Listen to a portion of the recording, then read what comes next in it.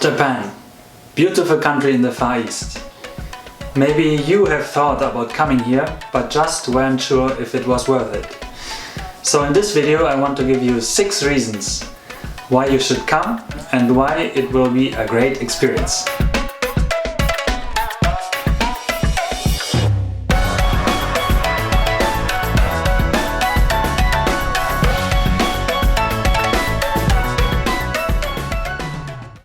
Number 1. Being foreign.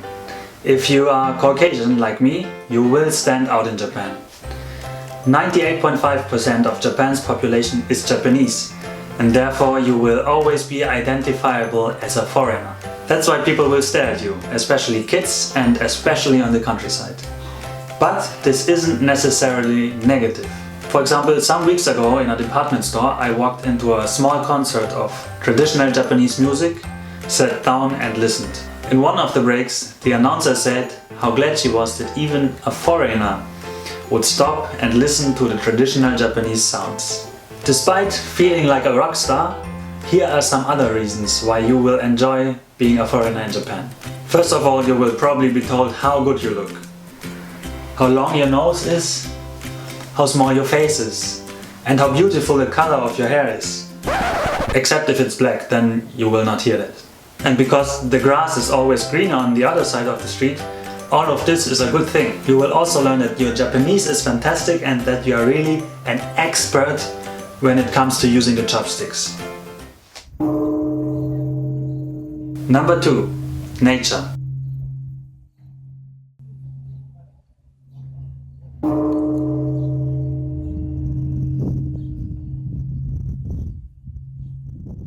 Japan's nature, its temples, its shrines, and everything you will see in the more rural areas are just fantastic.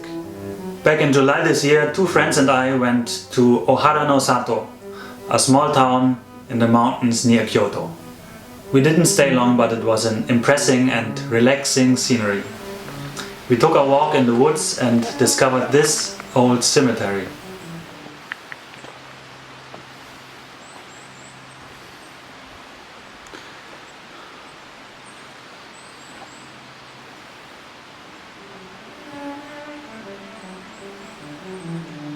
Japanese temples and shrines are 2 more good reasons to come. They embody Japan's rich past with their often centuries-old buildings, and not seldom they house 1 or more legendary relics. The good thing about them also is that they are everywhere. Number 3. Matsuri. Speaking of traditional Japan, Matsuri, Japanese festivals, must be mentioned as well. At Matsuri, usually floats will be carried around, people will be dancing or showing off some skills. Fantastic food will be sold and a great energy will be in the air.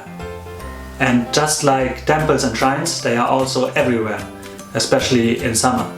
Every city seems to have one, you just need to visit at the right time. This summer I was in Kyoto with 2 friends of mine when we stumbled into the famous Gion Matsuri. By chance, we were even living in the same area. Number 4. Food. While Western food can be hard to find, Japanese food is, of course, everywhere. It has a wide variety and is most of the times really delicious. And I'm not talking about the high-class gourmet menus, I'm talking about everyday, normal life dishes. One of my personal favorites is yakiniku, which you could also call Japanese barbecue. But I also like sushi and yakiniku.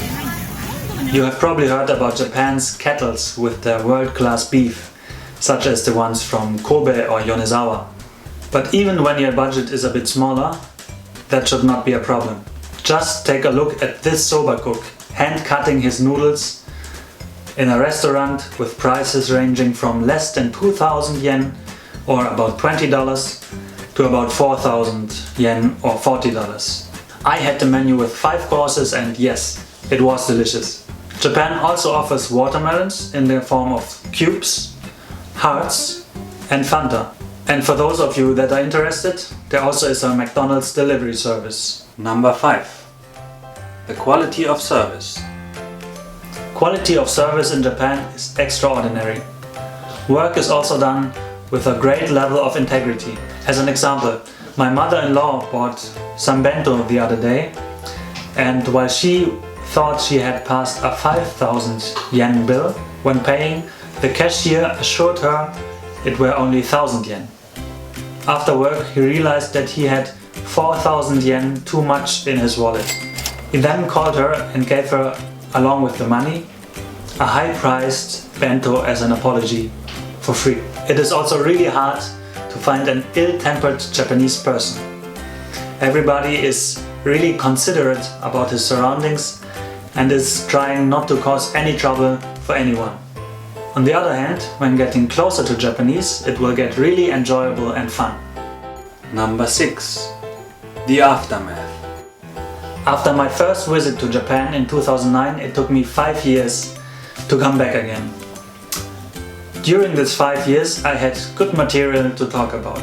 I would explain how different Japan was, about the new and impressive experience, the society, the gigantic metropolitan area of Tokyo, the rice fields, the temples, the shrines, and many more.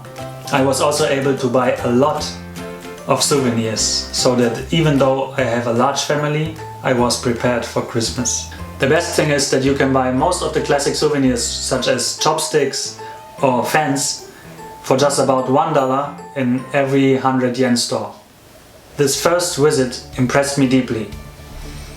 And this year, 7 years later, I moved to Japan.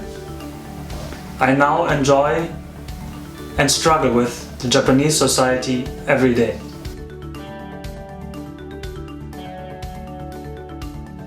When I first visited Japan, I was a college student and chronically broke. However, I thought, when else will I have the time to actually visit Japan? So I worked my ass off, saved as much money as I could, overdrew my credit card to the limit and went. And it was absolutely worth it. Now, as for you, you will not find out if you like Japan when you're not coming here. I would suggest, if you liked this video, give it a try.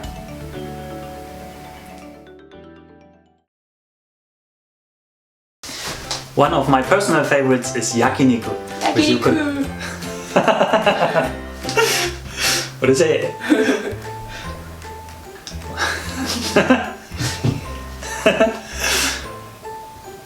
One of my personal favorites is